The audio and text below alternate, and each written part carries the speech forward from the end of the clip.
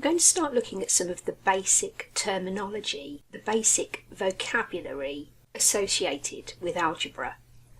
In this video, we're looking particularly at terms and expressions.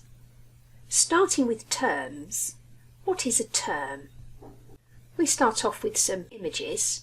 If I've purchased these items from a burger bar, the person taking my money will add these items up. They'll see that I have a burger, add a box of fries, add another box of fries, add a milkshake, add another milkshake. And altogether I have 6 items. But because it's not 6 of the same items, they have to be keyed in differently according to what they are. So the 2 burgers will go in as 2 of the same thing, and that's a term. The burgers are one type of item. The fries, they'll be a separate item.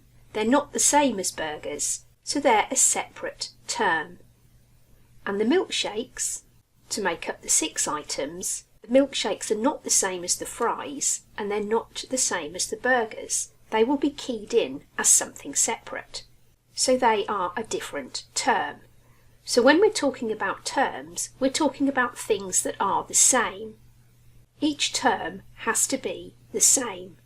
Making this look more like algebra and putting letters instead of the images. If we call each burger B, we have one B and another B. With the fries, we have one F and another F. And with the milkshakes, we have 2 M's. And we're adding the 2 burgers together, and that gives us the term 2B. 2 lots of B, 2 burgers.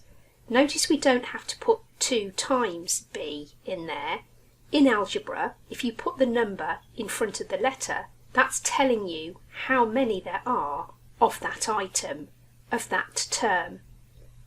There are 2 B's, 1 fries add another fries, that's 2F. 1 milkshake add another milkshake, that's 2M. And each of those is a term. Each individual B, or F, or M is a term in its own right, but we can put those terms together, as you see in the video on collecting like terms. We add all the same terms together. We can't add the fries to the burgers because they're 2 different things. 2B is a term, 2F is a term, and 2M is a term. To make the 6 items, we're adding the different terms together. We're adding the B's and the F's and the M's to get the 6 items. As soon as we put in an addition or a subtraction between the terms, we now have what's called an expression. So just to recap on that, each of these are individual terms. 6x is a term, 2y is a term, 8z is a term, just y on its own is a term. There are others as well, we're just going to stick with these for now.